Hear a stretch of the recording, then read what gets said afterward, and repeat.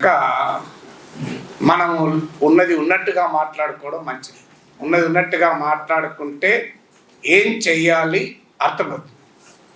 So ఎందుకంటే ఇవాళ ఉన్నటువంటి రాజకీయ స్థితి చూస్తే భారతీయ జనతా పార్టీ పట్ల ప్రజలు, కేంద్రంలో ఉన్న ప్రభుత్వం పట్ల ప్రజలు ఏమనుకుంటున్నారు? ఇటీవల లోక్నీతి, సిఎస్డిఎస్, ద హిందూ కలిసి దేశవ్యాప్తంగా ఒక ప్రీపోల్ సర్వే జరిపారు. మీరు చాలామంది చూసుంటారు. చూడకపోతే దయచేసి దాన్ని చదవండి, అధ్యయనం చేయండి. ఎందుకంటే అందరూ నాయకులు ఉన్నారు కనుక చాలా కీలకం. మీకు తెలియని వారి కొరకు ఈ CSDS, centre for study of developing societies అంటారు. లోక్నీతి భారతదేశంలో ఒక క్రెడిబుల్ సర్వేలకు మార్పేరు. సర్వే అంటే ఎవరు గెలుస్తారు, ఎవరు ఓడతారు, ఎవరికి ఎన్ని సీట్లు వస్తాయి అనే పొలిటికల్ క్యూరియాసిటీని మాత్రమే క్యాటర్ చేస్తున్నాయి ఈ రోజుల్లో. మీకు సి ఓటర్ సర్వే కానీ ఇలాంటివన్నీ. కానీ centre for study of developing societies, Lokniti, the Hindu కలిసి నేషనల్ ఎలక్షన్ స్టడీస్ అని చాలా కాలంగా ప్రీ పోల్ సర్వేనే కాదు, పోస్ట్ పోల్ సర్వే కూడా జరుపుతారు ఎన్నికలు అయ్యాక కూడా. ఈ సర్వేలో వాళ్ళు ప్రజల పబ్లిక్ ఒపీనియన్ ఎలా ఫార్మ్ అవుతుంది, ఎలక్టోరల్ బిహేవియర్ ఏది డిఫైన్ చేస్తుంది, ఎలక్టోరల్ బిహేవియర్ను డిఫైన్ చేస్తున్న కారణాలేంటి, అంశాలేంటి అనే లోతుల్లోకి వెళ్ళి పరిశీలిస్తుంది. అందువల్ల ఎవరికి ఎన్ని సీట్లు వస్తాయి అనే జోలికి పోకుండా, అఫ్కోర్స్ ఈ ప్రాసెస్లో ఏ పార్టీ ఆధిక్యతలో ఉంది కూడా చెప్తారు. కానీ దానికన్నా ముఖ్యమైనది అంటే what are the issues that are driving the public opinion. ఎన్నికల సమయంలో ప్రజాభిప్రాయాన్ని నిర్దేశిస్తున్నటువంటి అంశాలు అవి అర్థమైతే, ఆ డయాగ్నోసిస్ మనకు కరెక్ట్గా అర్థమైతే మనం ఎక్కడ ప్రిస్క్రిప్షన్ ఏంటి, ఎలా ఇంటర్వ్యూన్ కావాలని అర్థమైంది. చాలా ఇంట్రెస్టింగ్ ఏంటంటే ఈ సర్వేలో చాలా క్లియర్గా మన దేశ ప్రధానమంత్రి ఎవరు కావాలని కోరుకుంటున్నారు అంటే ఓవర్వేమింగ్గా 44% నరేంద్ర మోడీ పేరు చెప్పారు, 44%. నియరెస్ట్ రాహుల్ గాంధీ 27%కి వచ్చాడు. ఇక అఖిలేష్ యాదవ్, అరవింద్ కేజ్రీవాల్, మమతా బెనర్జీ 3% వచ్చారు. సో ఇక మిగతా వాళ్ళు ఎవరు ఫీల్డ్లో లేరు. ఇది హ్యూజ్ గ్యాప్. 27% రాహుల్ గాంధీ, ఈ మిగతా 9 కూడా కలుపుకుంటే 36%. 44% మోడీ పేరు చెప్పారు. తర్వాత మోడీకి మరోసారి అధికారం ఇవ్వాలా అనే క్వశ్చన్కు ఒక 5% గ్యాప్, 44 అరౌండ్ ఇవ్వాలి ఇవ్వద్దు అనే వాళ్ళు ఒక 5-6% గ్యాప్. ఈ డేటా ఏం చెప్తోంది? చాలా క్లియర్గా గతంతో పోలిస్తే మోడీ ప్రభుత్వం రాకూడదు అనుకునే వారి సంఖ్య పెరిగింది. రాహుల్ గాంధీ ఇమేజ్ కూడా పెరిగింది. ఇదే నేషనల్ ప్రీపోల్ సర్వే 2019 ఎలక్షన్స్కు ముందుతో పోలిస్తే కూడా ప్రభుత్వం పట్ల వ్యతిరేకత పెరిగింది. చాలా క్లియర్గా కేంద్ర ప్రభుత్వం పైన అసంతృప్తి పెరిగింది. కానీ still dominating the public opinion. ఎందుకు still it is dominating the public opinion? దానికి ప్రశ్న వేసుకుంటే దీనికి కారణం ఏంటి అని కూడా ఆ సర్వే స్టడీ చేసింది. మోడీని మళ్ళీ ఎందుకు కోరుకుంటున్నారు అనే వారేమో నిర్దిష్టమైన కారణాలు చెప్పలేకపోయారు. ఎందుకు కోరుకుంటున్నారు అంటే అఫ్కోర్స్ 23% రామ్ టెంపుల్ పేరు చెప్పారు. మోడీ చేసిన ఘన విజయాలు ఏంటి అంటే, కానీ ఎందుకు మోడీ మళ్ళీ ప్రధాని కావాలి అని కోరుకున్నప్పుడు మాత్రం స్పష్టమైన సూటిగా సమాధానాలు లేవు. అంటే ఒక రకంగా సబ్ కాన్షియస్నెస్లో మోడీ పట్ల సానుకూలంగా ఉన్నారు. ఇక మోడీని ఎందుకు వద్దనుకుంటున్నారు అనే వాళ్ళు మాత్రం నిర్దిష్టంగా స్పష్టంగా చెప్పారు. ఇందులో నియర్లీ 25% మోడీ ఫెయిల్యూర్స్ ఏంటి అని అడిగినప్పుడు జాబ్స్ అని చెప్పారు. ఇంకో 25% ధరలు అని చెప్పారు. అంటే నియర్లీ 50% ఆఫ్ ద ప్రజలు ధరలు అలాగే ఉపాధి, ఈ 2 అంశాల పైన మోడీ ప్రభుత్వం పట్ల తీవ్రమైన అసంతృప్తిని వ్యక్తం చేశారు. మోడీ వద్దనుకునే వాళ్ళలో 90%, 89%, నియర్లీ 90% వరకు, 80 to 90% వరకు ఎకానమిక్ ఇష్యూసే చెప్పారు, లైవ్లీహుడ్ ఇష్యూస్ చెప్పారు. అంటే చాలా క్లియర్గా ఆర్థిక అంశాలపైన మోడీ వైఫల్యం చాలా కొట్టవచ్చినట్టుగా ప్రజలు కూడా గుర్తిస్తున్నారు. మరి కొట్టవచ్చినట్టుగా ప్రజలు గుర్తించినప్పుడు ఎందుకు ఓటు వేయడం లేదు? ప్రజలు ఈ సమస్యను మోడీ పరిష్కరించలేదు అని స్పష్టంగా భావిస్తున్నారు. ధరలను నియంత్రించలేకపోయారు, ఉపాధిని కల్పించలేకపోయారు. ఇది సిఎస్డిఎస్ లోక్నీతి సర్వే అవసరం లేదు, అనేక రకాల డేటా కూడా ఇదే విషయాన్ని చెప్తోంది. తాజాగా మనకు ఆ పీరియాడిక్ లేబర్ ఫోర్స్ సర్వే వచ్చింది, కన్జంప్షన్ ఎక్స్పెండిచర్ సర్వే, ఇది మరింతగా అక్యురేట్గా భావిస్తారు. ఈ కన్జంప్షన్ ఎక్స్పెండిచర్ సర్వే ప్రకారం గ్రామీణ ప్రాంతాల్లో ఒక 4 సభ్యులు గల కుటుంబం 15,000 మాత్రమే ఖర్చు పెట్టగలుగుతుంది. అంటే ఆదాయం ఎంత ఉంది అనుకున్నప్పుడు చాలా కుటుంబాలకు అంతకన్నా తక్కువ ఉంది. అంటే ఎవరేజ్ ఫ్యామిలీ ఆదాయము వినిమయంల మధ్య తేడా ఉంది, ఖర్చు ఎక్కువ ఉంది, వారి ఆదాయం తక్కువ ఉంది. మనకు ఉగాది రోజు పంచాంగం చెప్తా చూడు, ఆదాయం 10 ఖర్చు 12 అని. సో అది అసలు పంచాంగం. అంటే గ్రామీణ కుటుంబాలలో క్లియర్గా ఆదాయం తక్కువ ఉంది, ఖర్చు ఎక్కువ ఉంది. అయితే మరి పేదరికం 5% తగ్గించాము అని నీతి ఆయోగ్ ఎలా చెప్పగలుగుతోంది? నరేంద్ర మోడీ 25 కోట్ల మంది ప్రజల పేదరికం నుంచి ఎలా తొలగించామంటున్నారు? దానికి వాళ్ళు అనుసరించిన టెక్నిక్ ఏంటంటే పేదరికాన్ని తగ్గించలేం కనుక పేదరిక నిర్వచనాన్ని తగ్గించేశారు. ఎందుకంటే 47 రూపాయలు వస్తే పేదలు కాదన్నారు. రోజుకు 47 రూపాయల ఆదాయం పేదలు అంటే 47 రూపాయల ఆదాయం లేకుండా ఎవడుంటాడు? ఇవాళ బిచ్చగాళ్ళకు 47 రూపాయలు వస్తాయి. ఆ లెక్క ప్రకారం బిచ్చగాళ్ళు కూడా దారిద్ర్యనే ఉన్నారు. మరోవైపు మోడీ అంటున్నాడు 80 కోట్ల మంది దారిద్ర్య ప్రజలకు నేను అన్నం పెడుతున్నా ఉచితంగా అంటున్నాడు. మరి అంత అద్భుతంగా ఎకానమీ పెరుగుతున్నప్పుడు 80 కోట్ల మందికి ఉచితంగా అన్నం ఎందుకు పెట్టాల్సి వస్తుంది? ఈ ప్రశ్నకు ఆన్సర్ లేదు. ఎకానమీ బాగా పెరిగితే 80 కోట్ల మందికి ఉచితంగా అన్నం పెట్టాల్సిన అవసరం లేదు. 80 కోట్ల మంది ఇప్పటికీ ప్రభుత్వం పెట్టే అన్నం పైన ఆధారపడుతున్నారంటే ఎకానమీ బాగాలేనట్టు లెక్క. సో అందువల్ల ఏ ఎంప్లాయ్మెంట్ లెక్కలు తీసినా అన్ఎంప్లాయ్మెంట్ లెవెల్స్ చాలా హయ్యెస్ట్ లెవెల్కి పెరిగాయి. ఉమెన్ లేబర్ ఫోర్స్ పార్టిసిపేషన్ పెరిగినట్టు కనబడుతున్నా పెరిగింది సెల్ఫ్ ఎంప్లాయిడ్లో పెరిగింది. సెల్ఫ్ ఎంప్లాయిడ్ అంటే అందులో హయ్యెస్ట్ 40% అగ్రికల్చర్, అంటే వాళ్ళ పొలంలో వాళ్ళు పనిచేసుకుంటున్నారు, అది ఎంప్లాయ్మెంట్. అంటే కాంట్రాక్చువల్ ఎంప్లాయ్మెంట్ గణనీయంగా పెరిగింది, 19% నుంచి 42% పెరిగింది. అలాగే మీకు 1,00,000 మంది ప్రభుత్వ రంగ బ్యాంకుల నుంచి ఇటీవల కాలంలో ఉద్యోగాలు తగ్గిపోయాయి. పబ్లిక్ సెక్టార్ నుంచి 3.5 లక్షలు తగ్గిపోయాయి. ఇవన్నీ ప్రభుత్వ డేటా అని చెప్తున్నది. మీరు అందరూ నాయకులు కనుక నాకన్నా మీకు ఎక్కువనే చదివి ఉంటారు.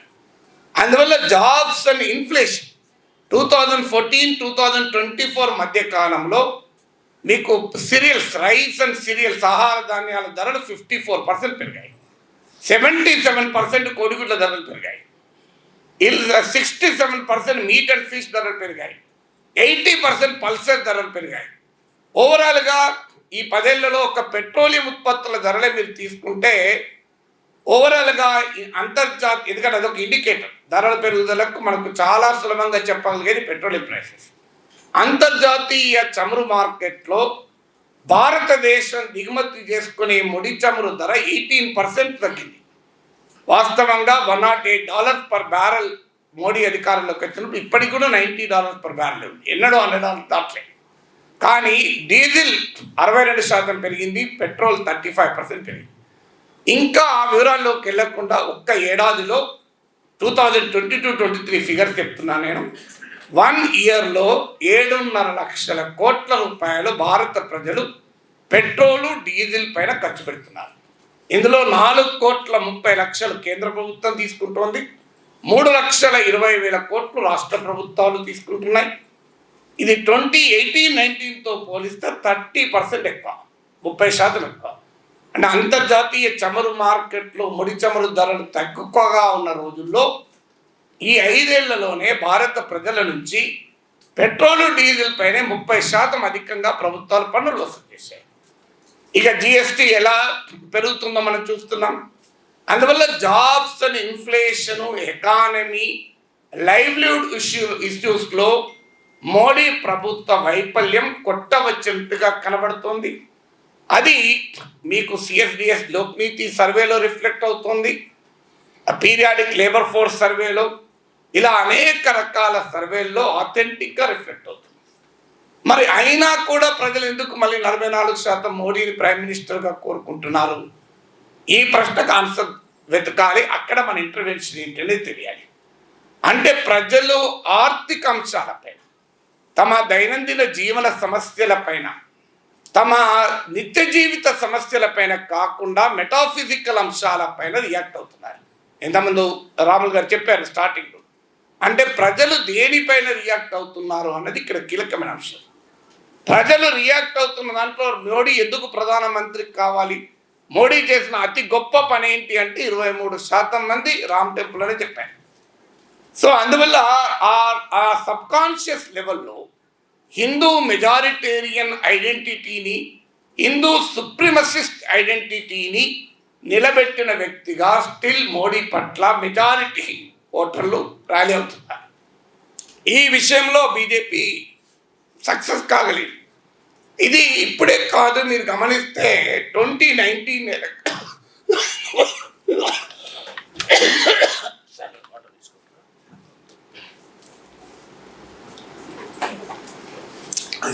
వాస్తవంగా 2019 ఎలక్షన్స్కు ముందు కూడా ఈ లోక్నీతి సిఎస్డిఎస్ ద హిందూ వల్ల సర్వే ఉంది. ఆ సర్వేలో కూడా ఎకానమీ పైన, లైవ్లీహుడ్ ఇష్యూస్ పైన మోడీ ప్రభుత్వం పట్ల ప్రజలు తీవ్రమైన అసంతృప్తితో ఉన్నారు. అయినా ఎన్నికల్లో 303 సీట్లు రావటానికి టర్న్ చేసిన అంశం పుల్వామా, బాలాకోట్. ఈ రెండు అంశాలు టర్న్ చేశాయి. 2019కు ముందు జరిగిన ప్రీపోల్ సర్వేతో పోలిస్తే 2024లో జరిగిన ప్రీపోల్ సర్వే మరింతగా ఆర్థిక అంశాలపైన, హ్యాండ్లింగ్ ఆఫ్ ఎకానమీ పైన, మోడీ ప్రభుత్వం పైన అసంతృప్తి పెరిగింది. మీకు ఉదాహరణకు ఉద్యోగాల విషయంలో మోడీ ఫెయిల్యూర్ పట్ల తీవ్రమైన అసంతృప్తి వ్యక్తం చేసిన వారు 2019కు ముందు 11% ఉంటే ఇప్పుడు 27% పెరిగింది, 16 percentage points పెరిగింది. అలాగే ఇన్ఫ్లేషన్, ధరల పెరుగుదల పైన 19% పెరిగింది. అంటే 2019 ఎన్నికల కన్నా ముందు కన్నా 2024 ఎన్నికల సమయంలో ఆర్థిక వ్యవస్థ తీరుతెన్నులపైన, ముఖ్యంగా ఉపాధి అవకాశాలు, ధరల పెరుగుదల పైన ప్రజలు మోడీ ప్రభుత్వం పైన తీవ్రమైన అసంతృప్తితో ఉన్నారు. మరి అప్పుడు పుల్వామా వచ్చింది, బాలాకోట్ వచ్చింది. మనందరికీ తెలుసు అది ఎలా వచ్చిందో కూడా. అది నేను చెప్పాల్సిన అవసరం లేదు. సత్యపాల్ మాలిక్ అప్పటి జమ్మూ కాశ్మీర్ గవర్నర్గా ఉన్న వ్యక్తి బహిరంగంగానే చెప్పాడు, పుల్వామా జరగటానికి కారణం కేంద్ర ప్రభుత్వ వైఫల్యం. సిఆర్పిఎఫ్ వారు 1000కి పైగా ఉన్న జవాన్లను అత్యంత సెన్సిటివ్ ప్రాంతంలో రోడ్డు మార్గాన తీసుకెళ్లడం సరైంది కాదు అని కేంద్ర హోంమంత్రిత్వ శాఖకి హెలికాప్టర్లు అడిగితే వాళ్ళు ఇవ్వనన్నారు. ఫలితంగా రోడ్డు పైన తీసుకెళ్లాల్సి వచ్చింది. ఆ ఇన్సిడెంట్ జరిగింది. ఆ ఇన్సిడెంట్ జరుగుతున్న సమయంలో జిమ్ కార్బైట్ పార్క్లో డిస్కవరీనో నేషనల్ జాగ్రఫిక్ ఛానల్ షూటింగ్లో ఉన్నారు ప్రైమ్ మినిస్టర్ మోడీ. బయటికి వచ్చాక సత్యపాల్ మాలిక్ ఫోన్ చేసి అప్నా గల్తీసే హువా అని చెప్పాడట. చుప్ బయటో అన్నట. ఇది సత్యపాల్ మాలిక్ కరణ్ తాపర్కి ఇచ్చిన ఇంటర్వ్యూ, మీరు వైర్లో ఉంది చూడండి, యూట్యూబ్లో దొరుకుతుంది. Satyapal Malik interview with Karan Thapar. So ఆయన స్పష్టంగా చెప్పాడు. తర్వాత నేషనల్ సెక్యూరిటీ అడ్వైజర్కి చెప్పాడట, అజిత్ దోవల్కు, చుప్ బయటో అన్నట. అప్పుడు ఆయనకు అర్థమైంది దీన్ని వేరే రకంగా ఉపయోగించుకోబోతున్నారు అని. ఇది సత్యపాల్ మాలిక్ జమ్మూ కాశ్మీర్ మాజీ గవర్నర్, ఆర్ఎస్ఎస్కు సన్నిహితుడు, మోడీ ప్రభుత్వం నియమించిన గవర్నర్, మళ్ళీ వేరే వాళ్ళు నియమించిన గవర్నర్ కాదు. సో ఆయన బహిరంగంగా చెప్పిన విషయం. అందుకు ఆయన పైన ఇప్పుడు సిబిఐ దాడులు జరుగుతున్నాయి, అది వేరే విషయం అనుకోండి. సో అంటే ఒక ఫెయిల్యూర్ను ఎంత తెలివిగా ఒక సానుకూల అంశంగా మార్చుకున్నారు. It was a colossal failure. కానీ ఆ ఫెయిల్యూర్ను తమకు అనుకూలంగా మార్చుకొని అధికారంలోకి రాగలిగారు. ఇప్పుడు కాంట్రాస్ట్ చూద్దాం. 2019 ముందుతో పోలిస్తే ప్రజలు ఎకనామిక్ ఇష్యూస్ పైన, లైవ్లీహుడ్ ఇష్యూస్ పైన, మోడీ ప్రభుత్వం పైన మరింత కోపంతో ఉన్నారు. ఇలాంటి ఎమోషనల్ ఇష్యూస్ కొరకు మళ్ళీ ప్రయత్నం చేస్తున్నారు. మీరు గమనించండి, ఇటీవల ప్రైమ్ మినిస్టర్ మా నోట పాకిస్తాన్ వస్తుంది, రాజ్నాథ్ సింగ్ మళ్ళీ చెప్పాడు గుస్కే మారింగే అని. కానీ ఆ రియాక్షన్ లేదు మీరు గమనిస్తే సమాజంలో. ఎందుకంటే అక్కడేమో పుల్వామా ఇన్సిడెంట్ జరిగింది, దానికి రిటాలియేషన్గా బాలాకోట్ ఇన్సిడెంట్ జరిగింది. ఇన్సిడెంట్ జరిగినప్పుడు ప్రజల రియాక్షన్ ఒక రకంగా ఉంటుంది, ఇన్సిడెంట్ జరగనప్పుడు ఇంకో రకంగా ఉంటుంది. అది కూడా కాకుండా ఏ అంశమైనా ఒకసారి వాడిన తర్వాత దాని ప్రభావం అంతే లెవెల్లో ఉండదు. ఎకనామిక్స్లో లా ఆఫ్ డిమినిషింగ్ రిటర్న్స్ అంటారు.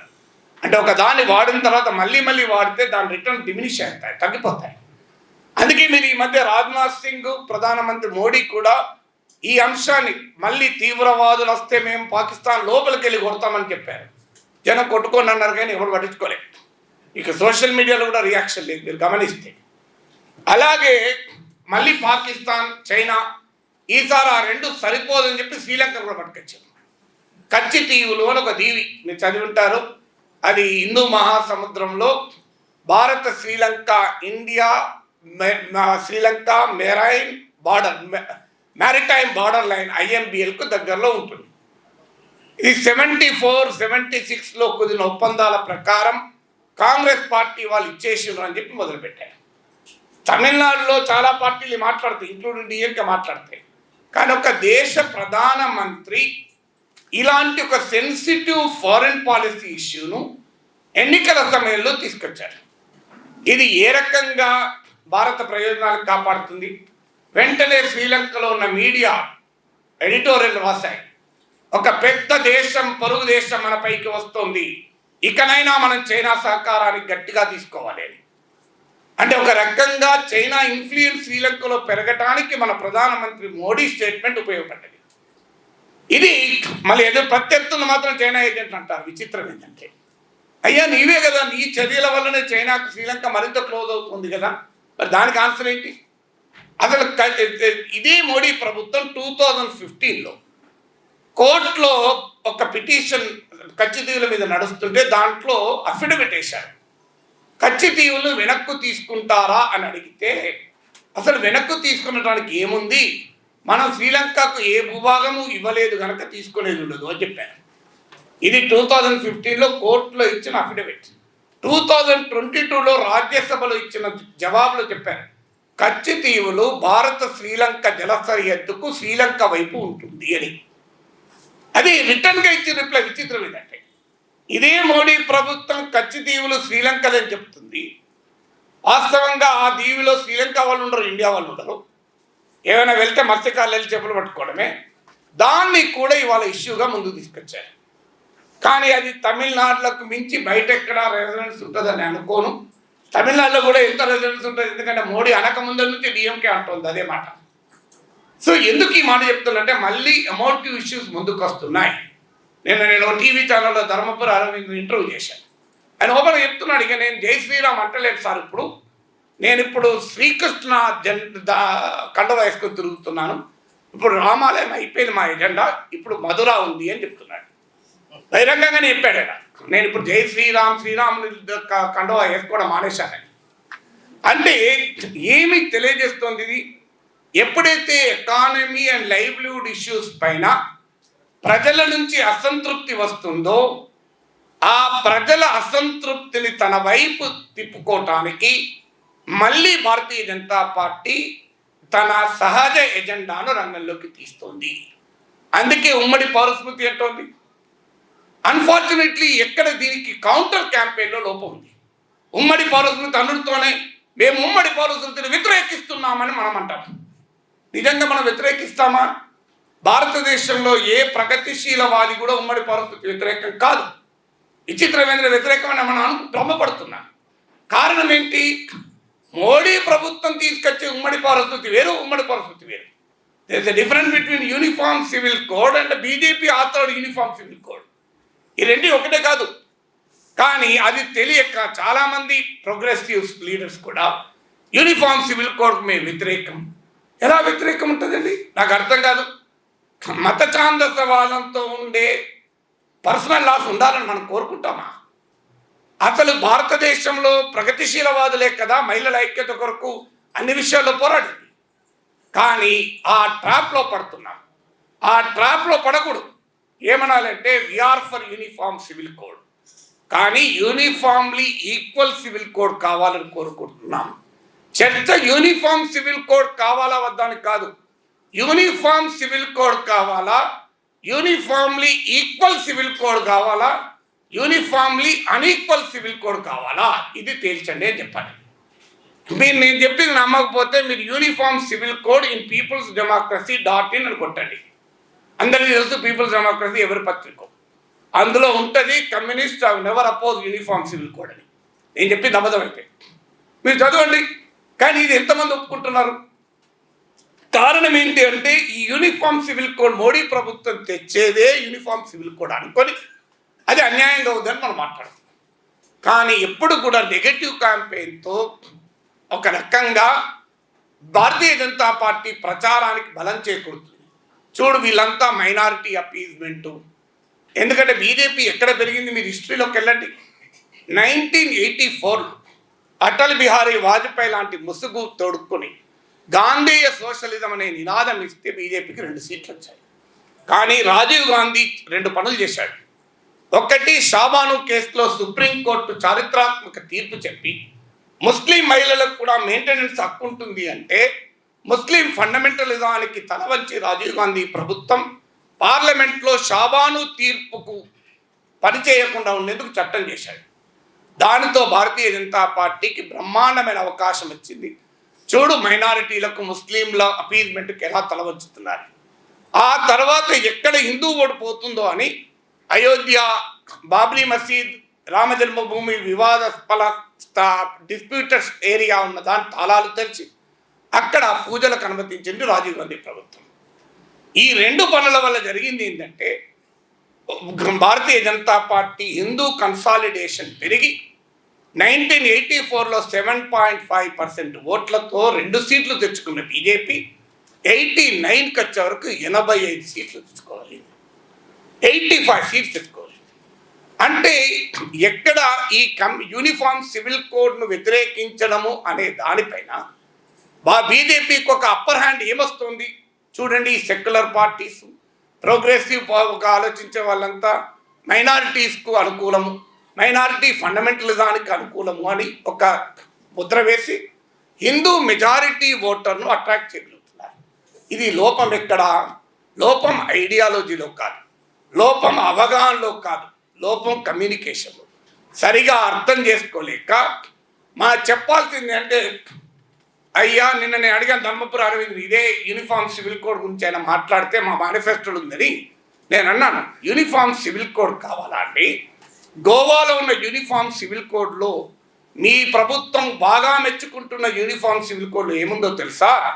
30 ఏళ్ల వరకు కూడా సంతానం కలగకపోతే హిందూ భర్త పెళ్లి చేసుకోవచ్చండి. నా బిడ్డను అంగీకరిస్తా, మీ బిడ్డకు అంగీకరిస్తా అని అడిగిన. 25 ఏళ్ల వరకు కూడా మగ సంతానం కలగకపోతే హిందూ పురుషుడు పెళ్లి చేసుకోవచ్చండి. అయ్యా మగ సంతానానికి స్త్రీకి సంబంధమే లేదని వైద్యశాస్త్రం చెప్తోంది.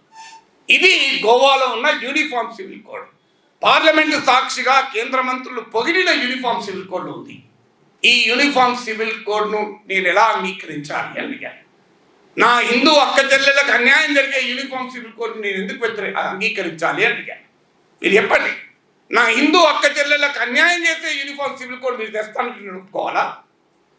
ఇప్పుడు హూ ఇస్ మోర్ హిందూ నాకు తెలియని అన్న. మీరు సిటిజన్షిప్ అమెండ్మెంట్ యాక్ట్ కింద పాకిస్తాన్, ఆఫ్ఘనిస్తాన్, బంగ్లాదేశ్ నుంచి వచ్చే హిందువులకు ఇస్తున్నారు. మా శ్రీలంక తమిళ హిందువులు ఏం చేశారయ్యా? తమిళం మాట్లాడితే నేరమా? అంటే సౌత్ ఇండియా నుంచి వచ్చే హిందువులు కారు, నార్త్ నుంచి వచ్చే హిందువులా? నార్త్ అండ్ ఈస్ట్ నుంచి వస్తే వాళ్ళు హిందువులు, సౌత్ నుంచి వచ్చే వాళ్ళు హిందువులు కాదా? బికాజ్ వాళ్ళు తమిళ్ మాట్లాడతారు కనుక.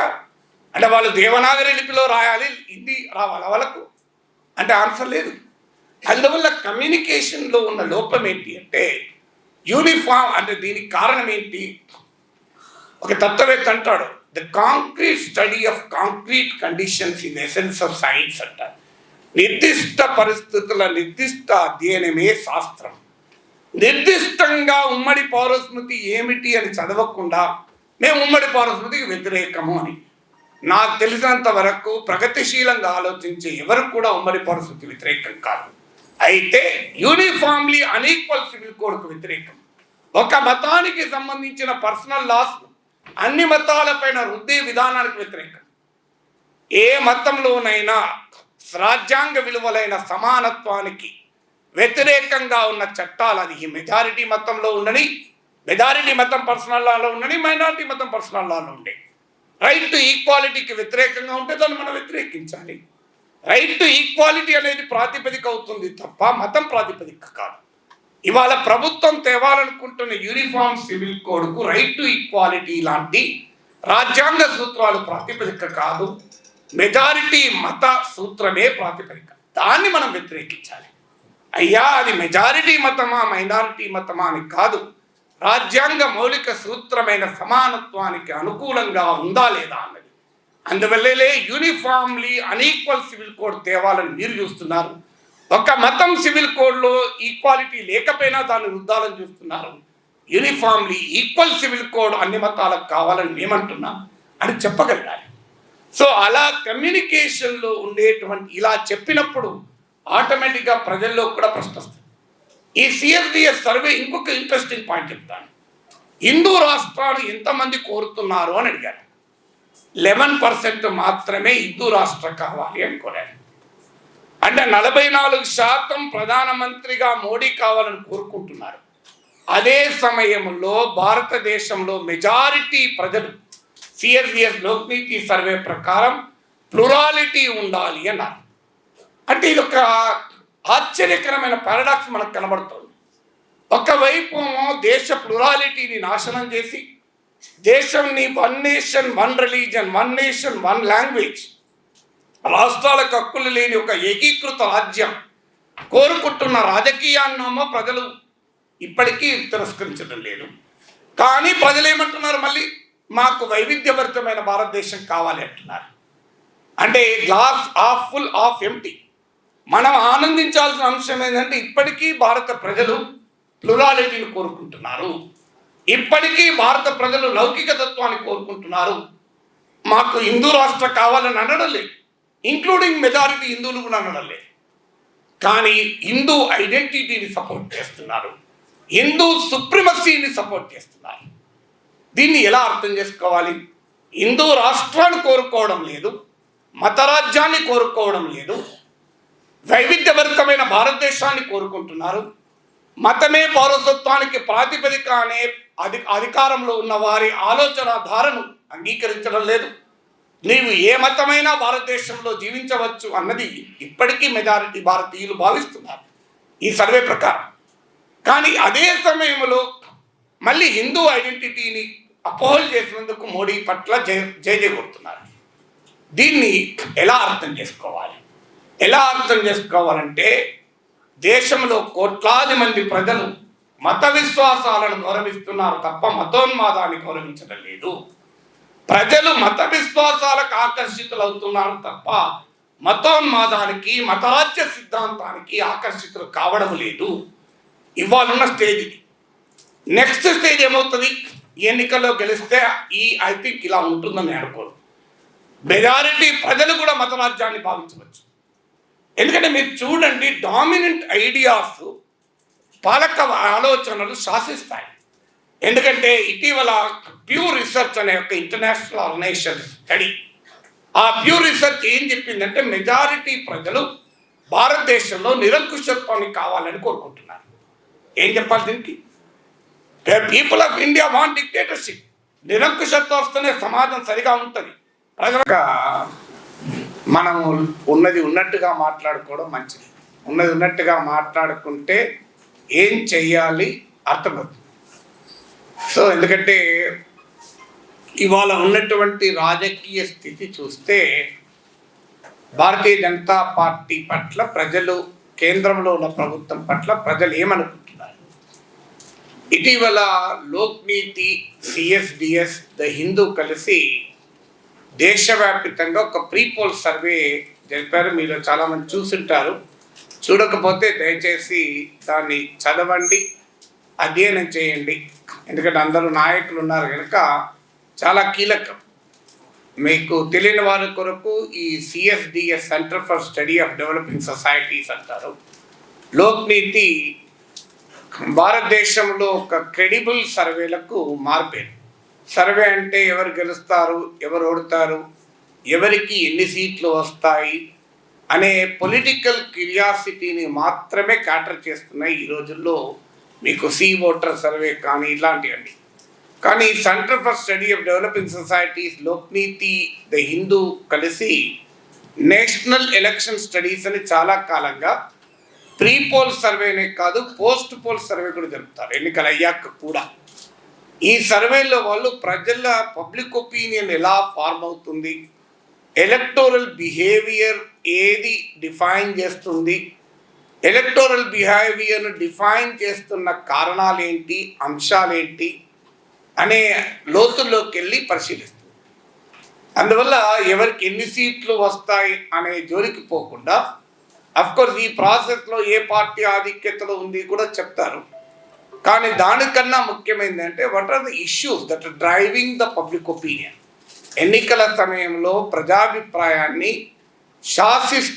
నిర్దేశిస్తున్నటువంటి అంశాలు అవి అర్థమైతే, ఆ డయాగ్నోసిస్ మనకు కరెక్ట్గా అర్థమైతే మనం ఎక్కడ ప్రిస్క్రిప్షన్ ఏంటి, ఎలా ఇంటర్వ్యూ కావాలని అర్థమైంది.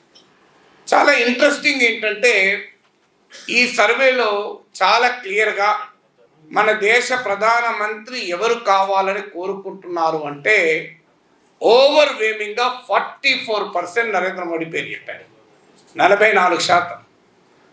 నియరెస్ట్ రాహుల్ గాంధీ 27%కి వచ్చాడు. ఇక అఖిలేష్ యాదవ్, అరవింద్ కేజ్రీవాల్, మమతా బెనర్జీ 3% వచ్చారు.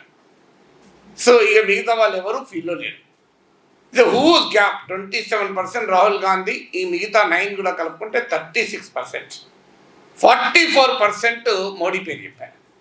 తర్వాత మోడీకి మరోసారి అధికారం ఇవ్వాలా అనే క్వశ్చన్కు ఒక 5% గ్యాప్, 44 అరౌండ్ ఇవ్వాలి ఇవ్వద్దు అనే వాళ్ళు ఒక 5-6% గ్యాప్.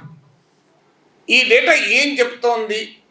చాలా క్లియర్గా గతంతో పోలిస్తే మోడీ ప్రభుత్వం రాకూడదు అనుకునే వారి సంఖ్య పెరిగింది. రాహుల్ గాంధీ ఇమేజ్ కూడా పెరిగింది. ఇదే నేషనల్ ప్రీపోల్ సర్వే 2019 ఎలక్షన్స్కు ముందుతో పోలిస్తే కూడా ప్రభుత్వం పట్ల వ్యతిరేకత పెరిగింది. చాలా క్లియర్గా కేంద్ర ప్రభుత్వం పైన అసంతృప్తి పెరిగింది. కానీ still dominating the public opinion.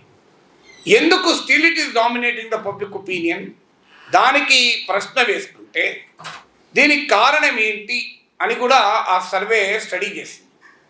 మోడీని మళ్ళీ ఎందుకు కోరుకుంటున్నారు అనే వారేమో నిర్దిష్టమైన కారణాలు చెప్పలేకపోయారు. ఎందుకు కోరుకుంటున్నారు అంటే అఫ్కోర్స్ 23% రామ్ టెంపుల్ పేరు చెప్పారు. మోడీ చేసిన ఘన విజయాలు ఏంటి అంటే, కానీ ఎందుకు మోడీ మళ్ళీ ప్రధాని కావాలి అని కోరుకున్నప్పుడు మాత్రం స్పష్టమైన సూటిగా సమాధానాలు లేవు. అంటే ఒక రకంగా సబ్కాన్షియస్నెస్లో మోడీ పట్ల సానుకూలంగా ఉన్నారు. ఇక మోడీని ఎందుకు వద్దనుకుంటున్నారనే వాళ్ళు మాత్రం నిర్దిష్టంగా స్పష్టంగా చెప్పారు. ఇందులో నియర్లీ 25% మోడీ ఫెయిల్యూర్స్ ఏంటి అని అడిగినప్పుడు జాబ్స్ అని చెప్పారు. ఇంకో 25% ధరలు అని చెప్పారు. అంటే నియర్లీ 50% ఆఫ్ ద ప్రజలు ధరలు అలాగే ఉపాధి ఈ 2 అంశాల పైన మోడీ ప్రభుత్వం పట్ల తీవ్రమైన అసంతృప్తిని వ్యక్తం చేశారు. మోడీ వద్దనుకునే వాళ్ళలో 89% నియర్లీ 90% వరకు 80 to 90% వరకు ఎకానమిక్ ఇష్యూసే చెప్పారు, లైవ్లీహుడ్ ఇష్యూస్ చెప్పారు. అంటే చాలా క్లియర్గా ఆర్థిక అంశాల పైన మోడీ వైఫల్యం చాలా కొట్టవచ్చినట్టుగా ప్రజలు కూడా గుర్తిస్తున్నారు. మరి కొట్టవచ్చినట్టుగా ప్రజలు గుర్తించినప్పుడు ఎందుకు ఓటు వేయడం లేదు? ప్రజలు ఈ సమస్యను మోడీ పరిష్కరించలేదు అని స్పష్టంగా భావిస్తున్నారు. ధరలను నియంత్రించలేకపోయారు, ఉపాధిని కల్పించలేకపోయారు. ఇది CSDS లోక్నీతి సర్వే అవసరం లేదు. అనేక రకాల డేటా కూడా ఇదే విషయాన్ని చెప్తోంది.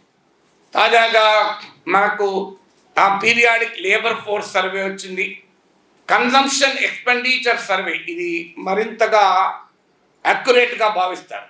ఈ కన్జంప్షన్ ఎక్స్పెండిచర్ సర్వే ప్రకారం గ్రామీణ ప్రాంతాల్లో ఒక 4 సభ్యులు గల కుటుంబం 15,000 మాత్రమే ఖర్చు పెట్టగలుగుతుంది.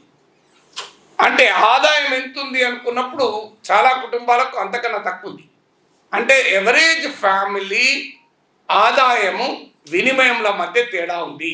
ఖర్చు ఎక్కువ ఉంది, వారి ఆదాయం తక్కువ ఉంది. మనకు ఉగాది రోజు పంచాంగం చెప్తా చూడు, ఆదాయం 10 ఖర్చు 12 అని. సో అది అసలు పంచాంగం. అంటే గ్రామీణ కుటుంబాలలో క్లియర్గా ఆదాయం తక్కువ ఉంది, ఖర్చు ఎక్కువ ఉంది.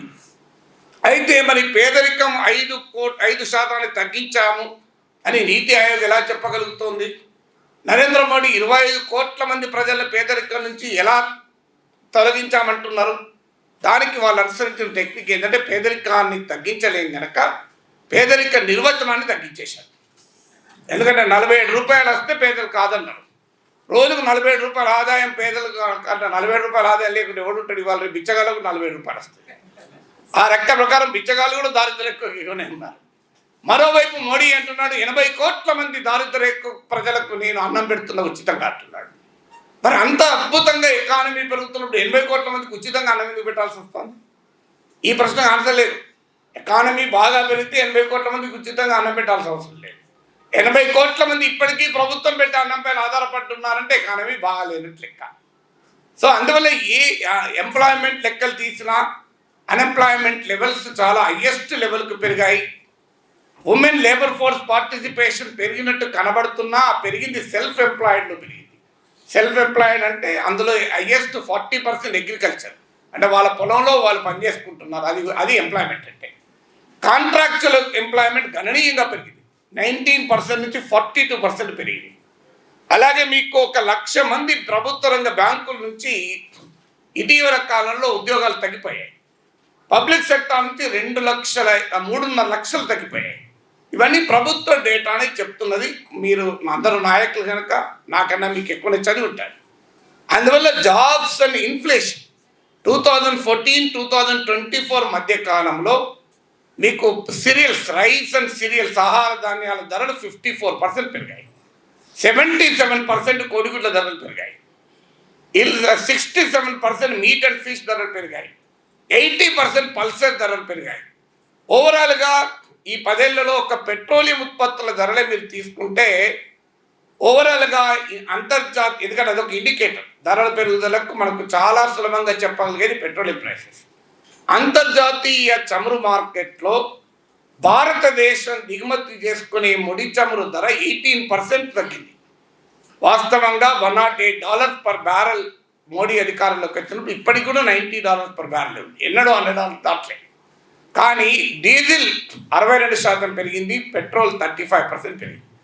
ఇంకా ఆ వివరాల్లోకి వెళ్ళకుండా ఒక్క ఏడాదిలో 2022-23 ఫిగర్ చెప్తున్నాను నేను.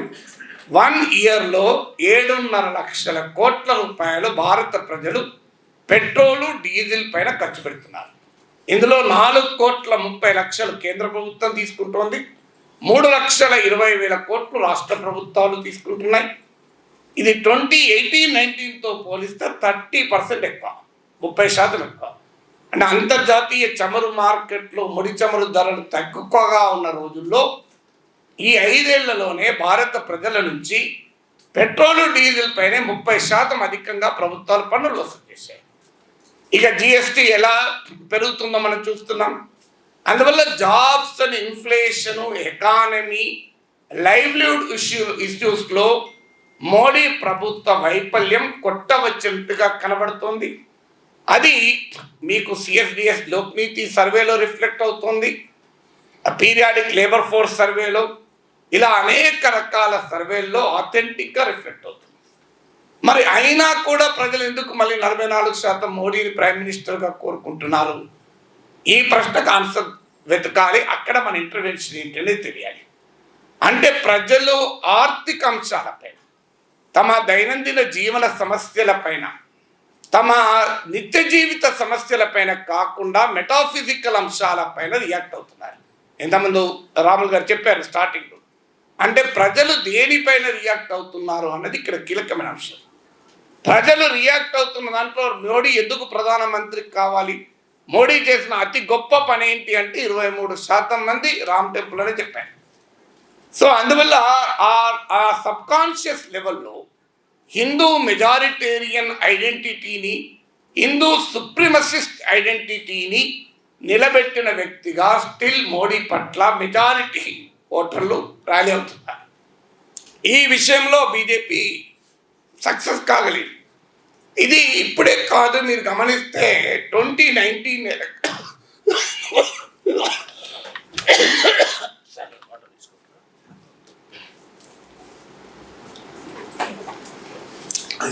వాస్తవంగా 2019 ఎలక్షన్స్కు ముందు కూడా ఈ లోక్నీతి సిఎస్డిఎస్ ద హిందూ వల్ల సర్వే ఉంది. ఆ సర్వేలో కూడా ఎకానమీ పైన, లైవ్లీహుడ్ ఇష్యూస్ పైన మోడీ ప్రభుత్వం పట్ల ప్రజలు తీవ్రమైన అసంతృప్తితో ఉన్నారు. అయినా ఎన్నికల్లో 303 సీట్లు రావటానికి టర్న్ చేసిన అంశం పుల్వామా, బాలాకోట్. ఈ రెండు అంశాలు టర్న్ చేశాయి. 2019కు ముందు జరిగిన ప్రీపోల్ సర్వేతో పోలిస్తే 2024లో జరిగిన ప్రీపోల్ సర్వే మరింతగా ఆర్థిక అంశాలపైన, హ్యాండ్లింగ్ ఆఫ్ ఎకానమీ పైన, మోడీ ప్రభుత్వం పైన అసంతృప్తి పెరిగింది. మీకు ఉదాహరణకు ఉద్యోగాల విషయంలో మోడీ ఫెయిల్యూర్ పట్ల తీవ్రమైన అసంతృప్తి వ్యక్తం చేసిన వారు 2019కు ముందు 11% ఉంటే ఇప్పుడు 27% పెరిగింది, 16 percentage points పెరిగింది. అలాగే ఇన్ఫ్లేషన్, ధరల పెరుగుదల పైన 19% పెరిగింది. అంటే 2019 ఎన్నికల కన్నా ముందు కన్నా 2024 ఎన్నికల సమయంలో ఆర్థిక వ్యవస్థ తీరుతెన్నులపైన, ముఖ్యంగా ఉపాధి అవకాశాలు, ధరల పెరుగుదల పైన ప్రజలు మోడీ ప్రభుత్వం పైన తీవ్రమైన అసంతృప్తితో ఉన్నారు. మరి అప్పుడు పుల్వామా వచ్చింది, బాలాకోట్ వచ్చింది. మనందరికీ తెలుసు అది ఎలా వచ్చిందో కూడా. అది నేను చెప్పాల్సిన అవసరం లేదు. సత్యపాల్ మాలిక్ అప్పటి జమ్మూ కాశ్మీర్ గవర్నర్గా ఉన్న వ్యక్తి బహిరంగంగానే చెప్పాడు, పుల్వామా జరగటానికి కారణం కేంద్ర ప్రభుత్వ వైఫల్యం. సిఆర్పిఎఫ్ వారు 1000కి పైగా ఉన్న జవాన్లను అత్యంత సెన్సిటివ్ ప్రాంతంలో రోడ్డు మార్గాన తీసుకెళ్లడం సరైంది కాదు అని కేంద్ర హోంమంత్రిత్వ శాఖకి హెలికాప్టర్లు అడిగితే వాళ్ళు ఇవ్వనన్నారు. ఫలితంగా రోడ్డు పైన తీసుకెళ్లాల్సి వచ్చింది. ఆ ఇన్సిడెంట్ జరిగింది. ఆ ఇన్సిడెంట్ జరుగుతున్న సమయంలో జిమ్ కార్బైట్ పార్కులో డిస్కవరీనో నేషనల్ జాగ్రఫిక్ ఛానల్ షూటింగ్లో ఉన్నారు ప్రైమ్ మినిస్టర్ మోడీ. బయటికి వచ్చాక సత్యపాల్ మాలిక్ ఫోన్ చేసి అప్నా గల్తీ సే హువా అని చెప్పాడట. చుప్ బయటో అన్నట. ఇది సత్యపాల్ మాలిక్ కరణ్ తాపర్కి ఇచ్చిన ఇంటర్వ్యూ, మీరు వైర్లో ఉంది చూడండి, యూట్యూబ్లో దొరుకుతుంది. Satyapal Malik interview with Karan Thapar. So ఆయన స్పష్టంగా చెప్పాడు. తర్వాత నేషనల్ సెక్యూరిటీ అడ్వైజర్కి చెప్పాడట, అజిత్ దోవల్కు, చుప్ బయటో అన్నట. అప్పుడు ఆయనకు అర్థమైంది దీన్ని వేరే రకంగా ఉపయోగించుకోబోతున్నారు అని. ఇది సత్యపాల్ మాలిక్ జమ్మూ కాశ్మీర్ మాజీ గవర్నర్, ఆర్ఎస్ఎస్కు సన్నిహితుడు, మోడీ ప్రభుత్వం నియమించిన గవర్నర్, మళ్ళీ వేరే వాళ్ళు నియమించిన గవర్నర్ కాదు. సో ఆయన బహిరంగంగా చెప్పిన విషయం. అందుకు ఆయన పైన ఇప్పుడు సిబిఐ దాడులు జరుగుతున్నాయి, అది వేరే విషయం అనుకోండి. సో అంటే ఒక ఫెయిల్యూర్ను ఎంత తెలివిగా ఒక సానుకూల అంశంగా మార్చుకున్నారు. It was a colossal failure. కానీ ఆ ఫెయిల్యూర్ను తమకు అనుకూలంగా మార్చుకొని అధికారంలోకి రాగలిగారు. ఇప్పుడు కాంట్రాస్ట్ చూద్దాం. 2019 ముందుతో పోలిస్తే ప్రజలు ఎకనామిక్ ఇష్యూస్ పైన, లైవ్లీహుడ్ ఇష్యూస్ పైన, మోడీ ప్రభుత్వం పైన మరింత కోపంతో ఉన్నారు. ఇలాంటి ఎమోషనల్ ఇష్యూస్ కొరకు మళ్ళీ ప్రయత్నం చేస్తున్నారు. మీరు గమనించండి, ఇటీవల ప్రైమ్ మినిస్టర్ మా నోట పాకిస్తాన్ వస్తుంది, రాజ్నాథ్ సింగ్ మళ్ళీ చెప్పాడు గుస్కే మారింగే అని. కానీ ఆ రియాక్షన్ లేదు మీరు గమనిస్తే సమాజంలో. ఎందుకంటే అక్కడేమో పుల్వామా ఇన్సిడెంట్ జరిగింది, దానికి రిటాలియేషన్గా బాలాకోట్ ఇన్సిడెంట్ జరిగింది. ఇన్సిడెంట్ జరిగినప్పుడు ప్రజల రియాక్షన్ ఒక రకంగా ఉంటుంది, ఇన్సిడెంట్ జరగనప్పుడు ఇంకో రకంగా ఉంటుంది. అది కూడా కాకుండా ఏ అంశమైనా ఒకసారి వాడిన తర్వాత దాని ప్రభావం అంతే లెవెల్లో ఉండదు. ఎకనామిక్స్లో లా ఆఫ్ డిమినిషింగ్ రిటర్న్స్ అంటారు. అంటే ఒక దాన్ని వాడిన తర్వాత మళ్ళీ మళ్ళీ వాడితే దాని రిటర్న్ డిమినిష్ అవుతాయి, తగ్గిపోతాయి.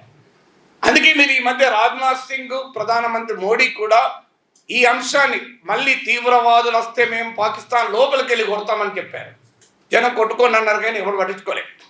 ఇక సోషల్ మీడియాలో కూడా రియాక్షన్ లేదు మీరు గమనిస్తే. అలాగే మళ్ళీ పాకిస్తాన్, చైనా ఈసారి ఆ రెండు సరిపోదని చెప్పి శ్రీలంక కూడా పట్టుకొచ్చారు. కచ్చి దీవులు అని ఒక దీవి మీరు చదివి ఉంటారు. అది హిందూ మహాసముద్రంలో భారత Sri Lanka, India Sri Lanka maritime border line IMBLకు దగ్గరలో ఉంటుంది. ఇది 74-76లో కుదిరిన ఒప్పందాల ప్రకారం కాంగ్రెస్ పార్టీ వాళ్ళు ఇచ్చేసినారు అని చెప్పి మొదలుపెట్టారు. తమిళనాడులో చాలా పార్టీలు మాట్లాడతాయి, ఇంక్లూడింగ్ DMK మాట్లాడతాయి. కానీ ఒక దేశ ప్రధానమంత్రి ఇలాంటి ఒక సెన్సిటివ్ ఫారెన్ పాలసీ ఇష్యూను ఎన్నికల సమయంలో తీసుకొచ్చారు. ఇది ఏ రకంగా భారత ప్రయోజనాలకు కాపాడుతుంది? వెంటనే శ్రీలంకలో ఉన్న మీడియా ఎడిటోరియల్ రాశాయి, ఒక పెద్ద దేశం, పొరుగు దేశం మన పైకి వస్తుంది, ఇకనైనా మనం చైనా సహకారానికి గట్టిగా తీసుకోవాలి అని. అంటే ఒక రకంగా చైనా ఇన్ఫ్లుయెన్స్ శ్రీలంకలో పెరగటానికి మన ప్రధానమంత్రి మోడీ స్టేట్మెంట్ ఉపయోగపడ్డది. ఇది మళ్ళీ ఎదురు ప్రత్యర్థులు మాత్రం చైనా ఏజెంట్ అంటారు. విచిత్రం ఏంటంటే, అయ్యా నీవే కదా, నీ చర్యల వల్లనే చైనాకు శ్రీలంక మరింత క్లోజ్ అవుతుంది కదా, మరి దానికి ఆన్సర్ ఏంటి?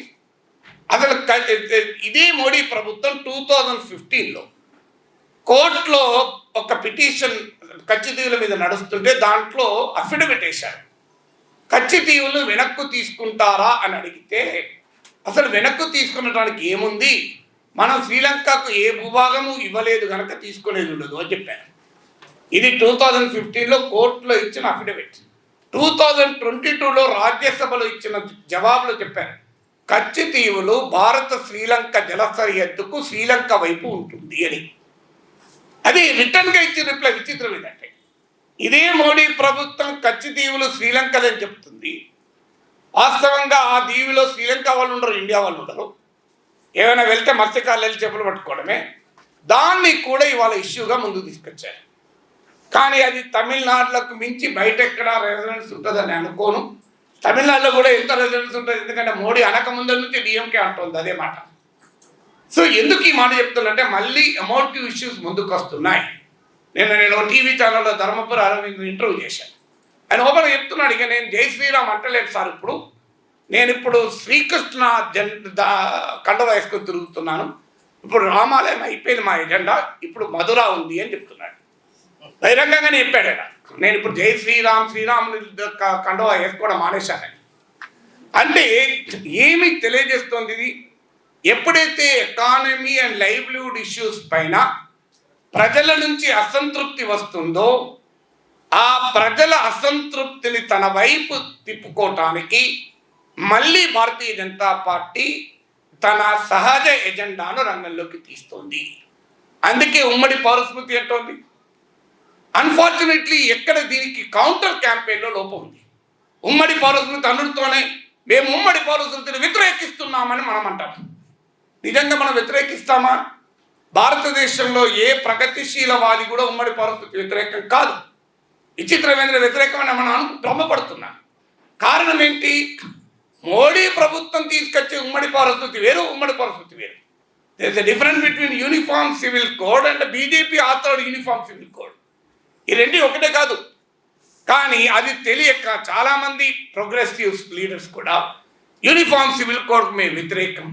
ఎలా వ్యతిరేకం ఉంటుందండి? నాకు అర్థం కాదు. మత ఛాందసవాదంతో ఉండే పర్సనల్ లాస్ ఉండాలని మనం కోరుకుంటామా? అసలు భారతదేశంలో ప్రగతిశీలవాదులే కదా మహిళల ఐక్యత కొరకు అన్ని విషయాల్లో పోరాడింది. కానీ ఆ ట్రాప్లో పడుతున్నాం. ఆ ట్రాప్లో పడకూడదు. ఏమనాలంటే we are for uniform civil code, కానీ యూనిఫామ్లీ ఈక్వల్ సివిల్ కోడ్ కావాలని కోరుకుంటున్నాం. చర్చ యూనిఫామ్ సివిల్ కోడ్ కావాలా వద్దని కాదు, యూనిఫామ్ సివిల్ కోడ్ కావాలా, యూనిఫామ్లీ ఈక్వల్ సివిల్ కోడ్ కావాలా, యూనిఫామ్లీ అన్ఈక్వల్ సివిల్ కోడ్ కావాలా, ఇది తేల్చండి అని చెప్పాలి. మీరు నేను చెప్పింది నమ్మకపోతే మీరు uniform civil code in people's democracy .in అని కొట్టండి. అందరికీ తెలుసు పీపుల్స్ డెమోక్రసీ ఎవరి పత్రిక, అందులో ఉంటుంది కమ్యూనిస్ట్ అవి never oppose uniform civil code అని. నేను చెప్పింది అబద్ధం అయితే మీరు చదవండి. కానీ ఇది ఎంతమంది ఒప్పుకుంటున్నారు? కారణం ఏంటి అంటే ఈ యూనిఫామ్ సివిల్ కోడ్ మోడీ ప్రభుత్వం తెచ్చేదే యూనిఫామ్ సివిల్ కోడ్ అనుకొని అది అన్యాయంగా అవుతుందని మనం మాట్లాడుతున్నాం. కానీ ఎప్పుడు కూడా నెగటివ్ క్యాంపెయిన్తో ఒక రకంగా భారతీయ జనతా పార్టీ ప్రచారానికి బలం చేకూరుతుంది. చూడు వీళ్ళంతా మైనారిటీ అపీజ్మెంటు. ఎందుకంటే బీజేపీ ఎక్కడ పెరిగింది మీరు హిస్టరీలోకి వెళ్ళండి. 1984 అటల్ బిహారీ వాజ్పేయి లాంటి ముసుగు తోడుకొని గాంధీయ సోషలిజం అనే నినాదం ఇస్తే బీజేపీకి 2 సీట్లు వచ్చాయి. కానీ రాజీవ్ గాంధీ 2 పనులు చేశాడు. ఒకటి, షాబాను కేసులో సుప్రీంకోర్టు చారిత్రాత్మక తీర్పు చెప్పి ముస్లిం మహిళలకు కూడా మెయింటెనెన్స్ హక్కు ఉంటుంది అంటే ముస్లిం ఫండమెంటలిజానికి తలవంచి రాజీవ్ గాంధీ ప్రభుత్వం పార్లమెంట్లో షాబాను తీర్పుకు పనిచేయకుండా ఉండేందుకు చట్టం చేశాడు. దానితో భారతీయ జనతా పార్టీకి బ్రహ్మాండమైన అవకాశం వచ్చింది. చూడు మైనారిటీలకు ముస్లింల అపీజ్మెంట్కి ఎలా తలవంచుతున్నారు. ఆ తర్వాత ఎక్కడ హిందూ ఓటు పోతుందో అని అయోధ్య, బాబ్రీ మసీద్, రామ జన్మభూమి వివాదాస్పద డిస్ప్యూటెడ్ ఏరియా ఉన్న దాని తాళాలు తెరిచి అక్కడ పూజలకు అనుమతించింది రాజీవ్ గాంధీ ప్రభుత్వం. ఈ 2 పనుల వల్ల జరిగింది ఏంటంటే భారతీయ జనతా పార్టీ హిందూ కన్సాలిడేషన్ పెరిగి 1984లో 7.5% ఓట్లతో 2 సీట్లు తెచ్చుకున్న బీజేపీ 89కి వచ్చే వరకు 85 సీట్లు తెచ్చుకోవాలి, 85 సీట్స్ తెచ్చుకోవాలి. అంటే ఎక్కడ ఈ యూనిఫామ్ సివిల్ కోడ్ను వ్యతిరేకించడము అనే దానిపైన బీజేపీకి ఒక అప్పర్ హ్యాండ్ ఏమొస్తుంది చూడండి. ఈ సెక్యులర్ పార్టీస్, ప్రోగ్రెసివ్ ఆలోచించే వాళ్ళంతా మైనారిటీస్కు అనుకూలము, మైనారిటీ ఫండమెంటలిజానికి అనుకూలము అని ఒక ముద్ర వేసి హిందూ మెజారిటీ ఓటర్ను అట్రాక్ట్ చేయగలుగుతున్నారు. ఇది లోపం ఎక్కడ? లోపం ఐడియాలజీలో కాదు, లోపం అవగాహనలో కాదు, లోపం కమ్యూనికేషన్లో.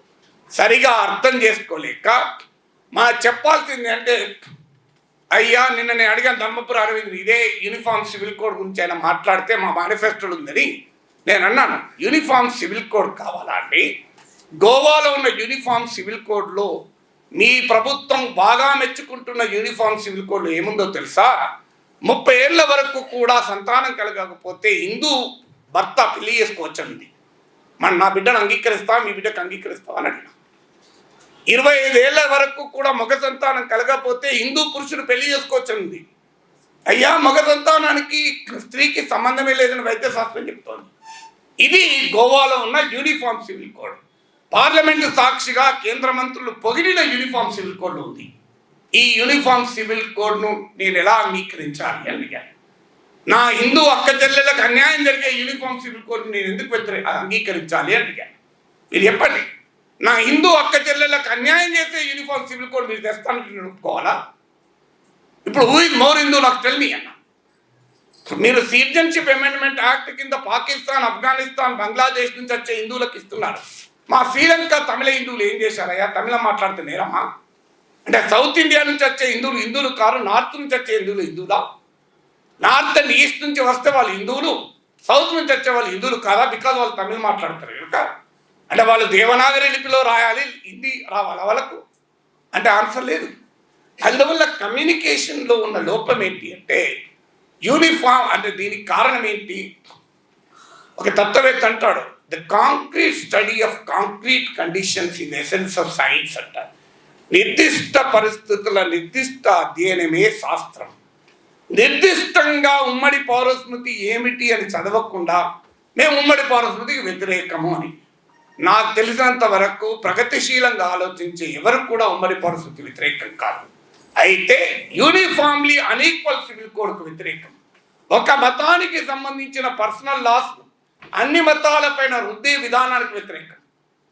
ఏ మతంలోనైనా రాజ్యాంగ విలువలైన సమానత్వానికి వ్యతిరేకంగా ఉన్న చట్టాలు అది ఈ మెజారిటీ మతంలో ఉండని, మెజారిటీ మతం పర్సనల్ లాలో ఉండని, మైనారిటీ మతం పర్సనల్ లాలో ఉండే రైట్ టు ఈక్వాలిటీకి వ్యతిరేకంగా ఉంటే దాన్ని మనం వ్యతిరేకించాలి. రైట్ టు ఈక్వాలిటీ అనేది ప్రాతిపదిక అవుతుంది తప్ప మతం ప్రాతిపదిక కాదు.